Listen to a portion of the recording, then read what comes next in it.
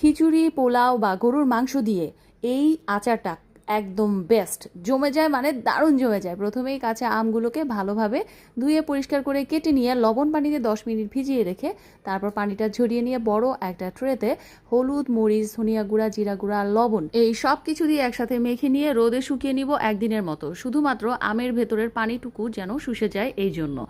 একদিন রোদে দেওয়ার পর এই অবস্থা। এখন চলে যাব আচার তৈরি করতে। 1 কাপ রসুন কোয়া নিয়েছি আর নিয়েছি 5 ফোড়ন আর 4-5টা শুকনা মরিচ। ঝালের পরিমাণ অনুযায়ী বুঝে আপনারা শুকনা মরিচটা ব্যবহার করবেন। এই শুকনো উপকরণগুলোকে টেলে আমি পাটায় গুঁড়া করে নিয়েছি। আর এদিক দিয়ে চুলায় ফ্রাই প্যান বসিয়ে সরিষার তেল 1 কাপ দিয়ে এর মধ্যে দিয়ে দিয়েছি সেই রসুন বাটা, শুধু রসুন বাটা দিয়েছি। তারপর তেজপাতা দিয়ে কিছুক্ষণ নেড়ে চেড়ে এর মধ্যে বাকি গুঁড়া মশলাগুলো ব্যবহার করেছি, হলুদ, মরিচ, ধনিয়া, জিরা, তারপর আদা রসুন পেস্ট। মশলাটা একসাথে কষিয়ে ভালোভাবে তারপর সেই শুকনো আমটা দিয়ে দিয়েছি। শুকনো আম দিয়ে দেওয়ার পর দিয়ে দিলাম পরিমাণ মতো চিনি আর লবণ আর ভিনেগার 1/2 কাপ। সবগুলো উপকরণ একসাথে আমের সাথে মিশিয়ে ভালোভাবে নেড়ে চেড়ে যখন এভাবে তেলের উপর উঠে আসলে নামানোর আগে দিয়ে দিব সেই তেলে রাখা 5 ফোড়নের গুঁড়াটা আর দিয়ে দিব সামান্য বিট লবণ। এরপর 1 থেকে 2 মিনিট নেড়ে চেড়ে নামিয়ে নিলেই তৈরি হয়ে যাবে পৃথিবীর সবচেয়ে সহজ ও মজাদার আমের আচার। আল্লাহ হাফেজ।